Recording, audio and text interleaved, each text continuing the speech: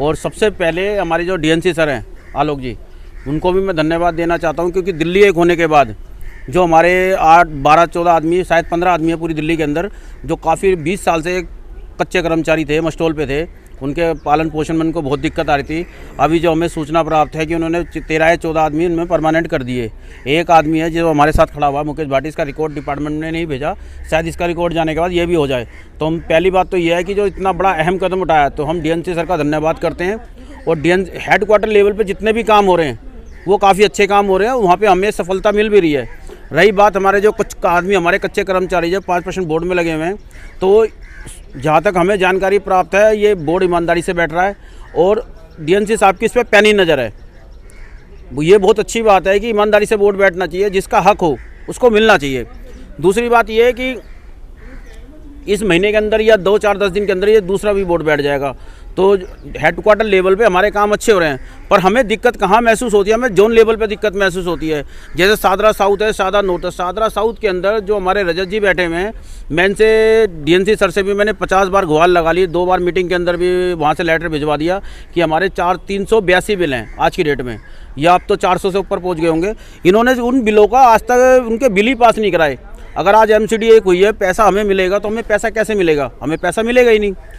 पहली बात तो यही, जब हमारे बिल पास होंगे, हमारे कुछ कर्मचारी ऐसे जिनको 10-10 साल हो गए इनके पिताजी को डेथ हुए, उनका पैसा नहीं मिला, उनके बिल पास नहीं हुए। अगर उनके बिल पास नहीं होंगे तो जब वो इतने साल इन्होंने डिपार्टमेंट की सेवा करी है, तो कम से कम उनके बिल तो पास करा दो।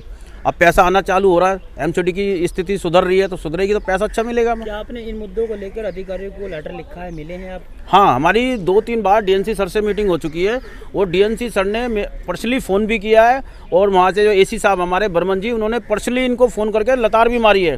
पर नीचे जो जोन लेवल पे अधिकारी डिप्टी डेडी बैठे हुए हैं, इनको इनके कान पे जूं नहीं रेंगती। जब निगम पार्षदों का वार्ड बदले थे तो कुछ कर्मचारी हमारे नॉर्थ में आ गए। नॉर्थ में आने के बाद उनको कर्मचारियों को पेमेंट 5-5 महीने नहीं मिली, लड़ मर के पेमेंट कर रही। अब भी 2-2, 3-3 महीने की तनख्वाह रुकी पड़ी है। ट्यूशन फीस तो खैर अलग की बात है, पर तनख्वाह तो व्यवस्थित भी मिलनी चाहिए। 8-10 आदमी हैं जिनकी तनख्वाह इन्होंने रोक रखी है, पहली बात। दूसरी बात ये, हमारे नॉर्थ के अंदर सबसे बड़ी एक दिक्कत पैदा हो रही है GPF को लेके। अगर हम अपना GPF लगाने के लिए एप्लीकेशन लगाते हैं तो DC से रिजेक्ट कर देता है। भाई हमारा काम थोड़ी है जाने का, ये अधिकारियों का काम है। अगर सारे काम हम करेंगे तो अधिकारी साइड पे आ जाओ। सर आपने पूछा नहीं क्यों ऑब्जेक्शन लगा रहे, क्यों रिजेक्ट कर रहे हैं? कहते हैं जी वो DC साहब की मर्जी है। तो आज हम DC साहब से इस बारे में भी मिलेंगे, जो हमारी GPF की एप्लीकेशन आ रही है वो क्लियर करनी चाहिए हमें। तो ये बातें हैं आपके चैनल के माध्यम से उठाई गई हैं। आप चाहते हैं कि त्योहारों का सीजन चल रहा है, त्योहारों से पहले आपका सारा जो बेनिफिट? नहीं, हम तो चाहते हैं कि जो भी हमारे बेनिफिट है, करीब 3-4 लाख का एरियल हमारा है, 2.5-3 लाख की ट्यूशन फीस हो रही है, और हाँ मिल जाए अच्छी बात है। हम तो सरकार का शुक्रिया अदा करेंगे।